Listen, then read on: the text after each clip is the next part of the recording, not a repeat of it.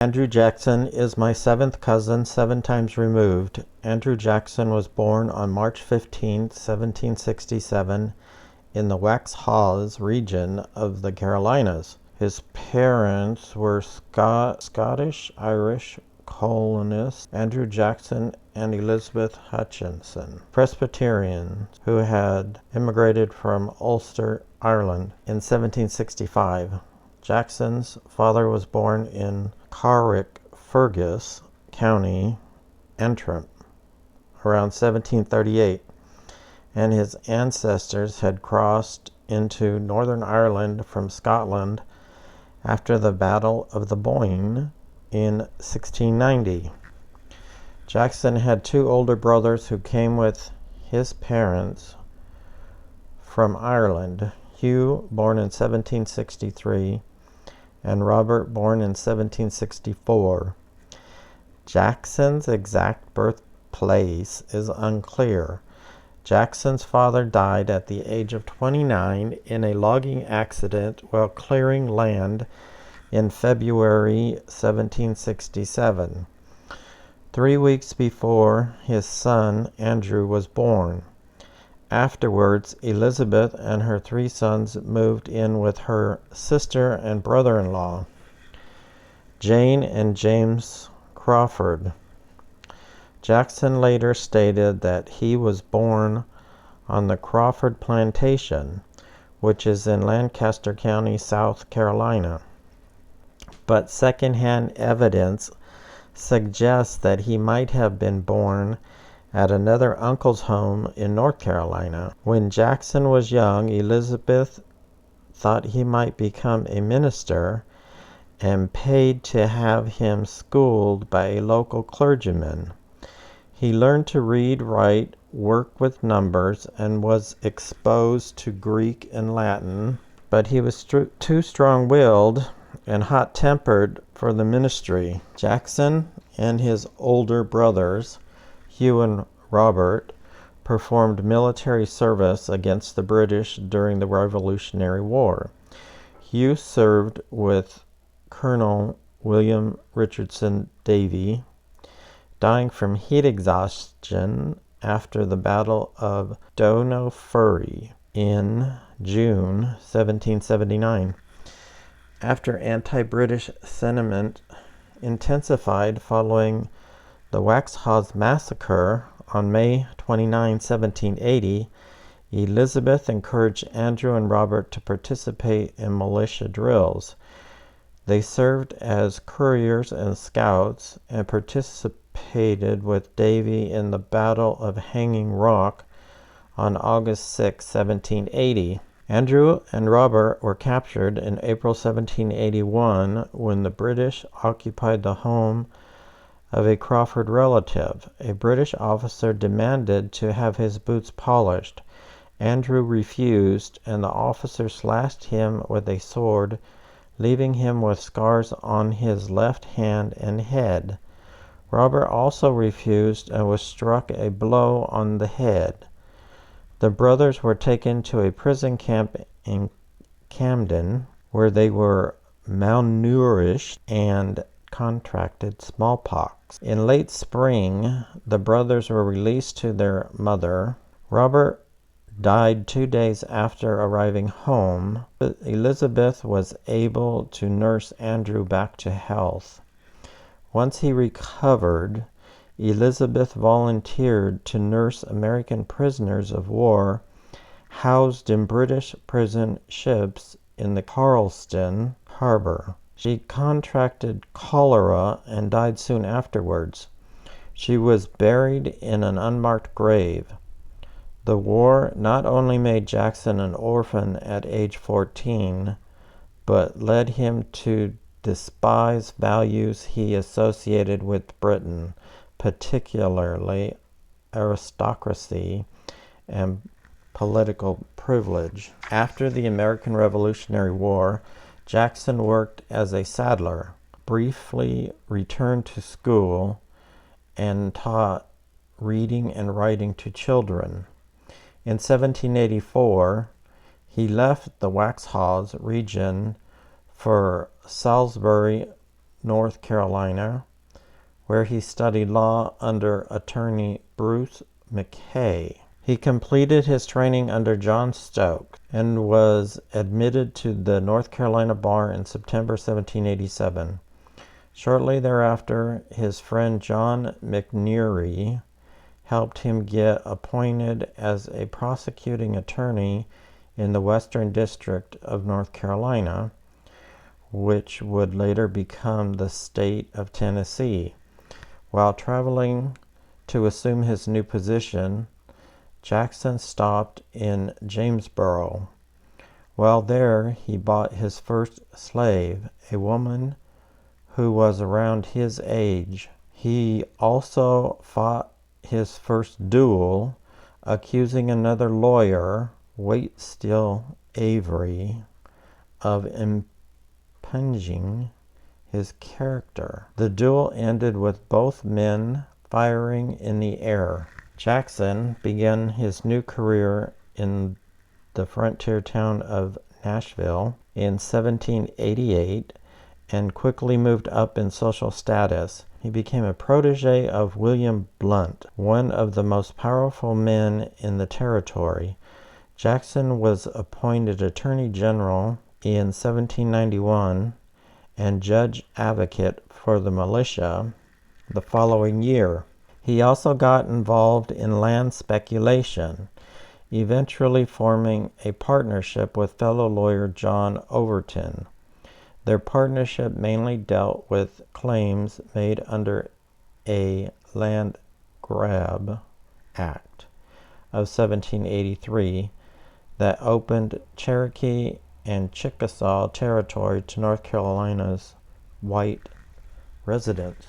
While boarding at the home of Rachel Stockley Donaldson, the widow of John Donaldson, Jackson became acquainted with their daughter, Rachel Donaldson Robards. The younger Rachel was in an unhappy marriage with Captain Lewis Robards, and the two were separated by 1789. After the separation, Jackson and Rachel became romantically involved. Living together as husband and wife, Robards petitioned for divorce, which was granted on the basis of Rachel's infidelity. The couple legally married in January 1794. In 1796, they acquired their first plantation, Hunter's Hill, on 640 acres of land near Nashville. Jackson became a member of the Democratic Republican Party, the dominant party in Tennessee. He was elected as a delegate to the Tennessee Constitutional Convention in 1796. When Tennessee achieved statehood that year, he was elected to be its U.S. representative. In Congress, Jackson argued against the Jay Treaty, criticized George Washington for allegedly removing Democratic Republicans from public office, and joined several other Democratic Republican congressmen in voting against a resolution of thanks for Washington. He advocated for the right of Tennesseans to militarily oppose Native American interests. The state legislature elected him to be a U.S. Senator in 1797, but he resigned after serving only 6 months. Upon returning to Tennessee, Jackson was elected as a judge of the Tennessee Superior Court. In 1802, he also became Major General or Commander of the Tennessee Militia, a position that was determined by a vote of the militia's officers. The vote was tied between Jackson and John Seaver, a popular Revolutionary War veteran and former governor, but the current state governor, Archibald Roane, broke the tie in Jackson's favor. Jackson had almost gone bankrupt when the credit he used for land speculation collapsed in the wake of an earlier financial panic. He had to sell Hunter's Hill as well as 25,000 acres of land he bought for speculation, and bought a smaller 420-acre plantation near Nashville that he would call the Hermitage. He focused on recovering from his losses by becoming a successful planter and merchant. The Hermitage would grow to 1,000 acres, making it one of the largest cotton growing plantations in the state. Like most planters in the southern United States, Jackson used slave labor. In 1804, Jackson had 9 African American slaves. By 1820, he had over 100, and by his death in 1845, he had over 150.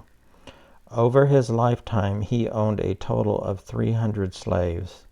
Jackson subscribed to the paternalistic idea of slavery, which claimed that slave ownership was morally acceptable as long as slaves were treated with humanity and their basic needs were cared for. In practice, slaves were treated as a form of wealth whose productivity needed to be protected. Slaves who disobeyed or ran away could be harshly punished.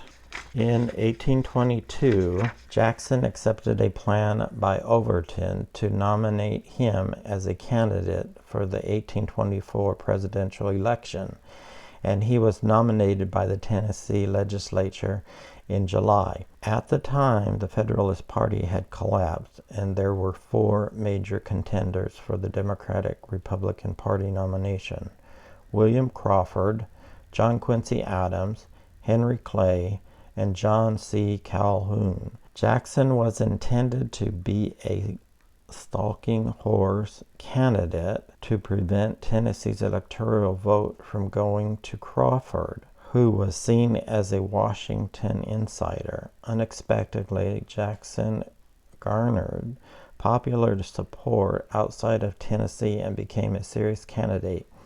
He benefited from the expansion of suffrage among white males that followed the conclusion of the War of 1812.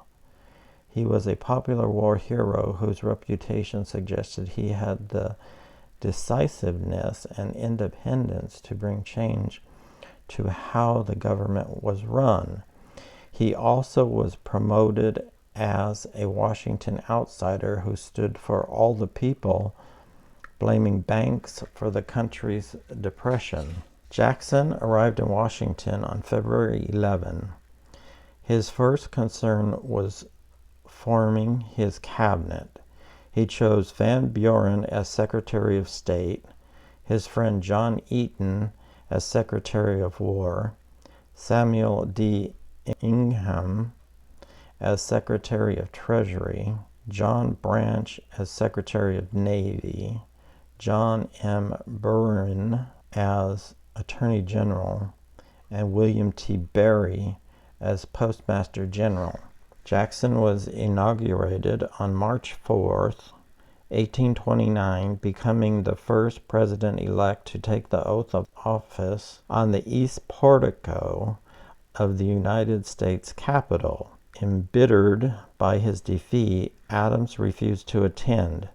In his inaugural address, Jackson promised to protect the sovereignty of the states, respect the limits of the presidency, reform the government by removing disloyal or incompetent appointees, and observe a fair policy toward Native Americans. Jackson's administration believed that Adams had been corrupt, and one of Jackson's first acts as president was to initiate investigations into all executive departments. The investigations revealed that $280,000 was stolen from the Treasury, and the reduction in cost to the Department of the Navy saved it $1 million. One of the people caught in his investigation was the Treasury Auditor Tobias Watkins, a personal friend of Adams, who was found guilty of embezzlement. In the first year of his term, Jackson asked Congress to tighten laws on embezzlement, revise laws to reduce tax evasion, and pushed for an improved government accounting system. Jackson implemented a principle he called rotation in office by enforcing the Tenure of Office Act, signed by President Monroe in 1820, that limited appointed office tenure and authorized the president to remove and appoint political party associates. The previous custom had been for the president to leave the existing appointees in office, replacing them through attrition. During his first year in office, Jackson removed hundreds of federal officials, which was about 10% of all federal employees, and replaced them with loyal Democrats. In May 1830, Jackson passed the Indian Removal Act through Congress. It gave the president the right to negotiate treaties to buy tribal lands in the eastern part of the United States in exchange for lands set aside for Native Americans west of the Mississippi, as well as broad discretion on how to use the federal funds allocated to the negotiations. The law was supposed to be a voluntary relocation program, but it was not implemented as one. Jackson's administration often achieved agreement to relocate through bribes, fraud, and intimidation, and the leaders who signed the treaties often did not represent the entire tribe. The relocations could be a source of misery too. The Choctaw relocation was rife with corruption, theft, and mismanagement that brought great suffering to that people. In 1830, Jackson personally negotiated with the Chickasaw, who quickly agreed to move. In the same year, Choctaw leaders signed the Treaty of Dancing Rabbit Creek. The majority did not want the treaty, but complied with its terms. In 1832, Seminole leaders signed the Treaty of Payne's Landing, which stipulated that the Seminoles would move west and become part of the Muskogee Creek Confederacy if they found the new land suitable. Most Seminoles refused to move, leading to the Second Seminole War in 1835 that lasted 6 years. Members of the Muskogee Creek Confederacy ceded their land to the state of Alabama in the Treaty of Cusseta of 1832. Their private ownership of the land was to be protected, but the federal government did not enforce this. The government did encourage voluntary removal until the Creek War of 1836, after which almost all Creek were removed to Oklahoma Territory. In 1836, Cherokee leaders ceded their land to the government by Treaty of New Echota. Their removal, known as the Trail of Tears, was enforced by Jackson's successor, Van Buren. Jackson also applied the removal policy in the Northwest. He was not successful in removing the Iroquois Confederacy in New York, but when some members of the Meskwaki Fox and the Sioux triggered the Black Hawk War by trying to cross back to the east side of the Mississippi, the peace treaties ratified after their defeat, reduced their lands further. Jackson was the first president to be subjected to physical assault, as well as assassination attempt. On May 6, 1833, Robert B. Randolph struck Jackson in the face with his hand because Jackson had ordered Randolph's dismissal from the Navy for embezzlement. Jackson declined to press charges. While leaving the United States Capitol on January 30, 1835, Richard Lawrence, an unemployed house painter from England, aimed a pistol at Jackson, which misfired. Lawrence pulled out a second pistol, which also misfired. Jackson attacked Lawrence with his cane until others intervened to restrain Lawrence, who was later found not guilty by reason of insanity and institutionalized. Although the Jacksons never had biological children, they adopted her nephew in 1809 and named him Andrew Jackson Jr. When his father became president, Andrew Jr. assumed management of the Hermitage farm. He married Sarah York of Pennsylvania on November 24, 1831. In 1813, the Jacksons adopted a Creek orphan boy who was found on the battlefield of Talashachi with his dead mother. They named him Lincoln. Lincoln was educated along with Andrew Jr., and Jackson had aspirations of sending him to West Point as well. Political circumstances made that impossible, and he instead trained as a saddle maker in Nashville. He died of tuberculosis on June 1, 1828. Around 1817, the Jacksons adopted Andrew Jackson Hutchings, who was the grandson of Rachel's sister and the son of a former business partner of Jackson's. He attended school with Andrew Jr. and Lincoln. He then attended colleges in Washington and Virginia while Jackson was president. In 1833, he married Mary Coffey, daughter of Jackson's friend John Coffey, and moved to Alabama. Hutchings died in 1841. Andrew Jackson served as the guardian of the children of Captain Edward Butler, Adjutant General and Inspector General of the United States Army from July 1793 until May 1794, and the children of Rachel's brother Samuel Donaldson's son. These children did not live with the Jacksons full time. Andrew Jackson Donaldson, son of Rachel's brother Samuel, became Jackson's protege and served as personal secretary to Jackson during his presidency. The publicity surrounding Rachel and the public knowledge of what was considered a very private matter caused Rachel to sink into depression. She reputedly told a friend, "I would rather be a doorkeeper in the house of God than live in that palace in Washington." Adding to her stress, in 1828, Lincoln Jackson died at the Hermitage.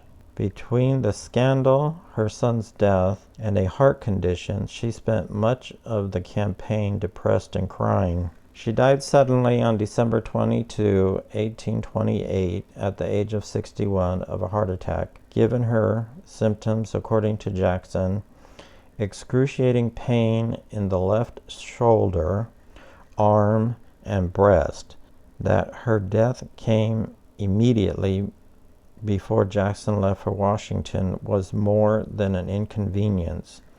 It was crippling. He held her body tightly until he was pulled away, and he lingered at the Hermitage until the latest possible date. Even though her maladies began as early as 1825, Jackson always blamed his political enemies for her death. "May God Almighty forgive her murderers," Jackson swore at her funeral.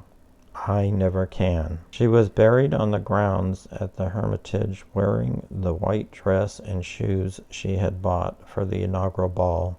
Her epitaph, written by John Eaton, reads, "A being so gentle and so virtuous, slander might wound, but could not dishonor."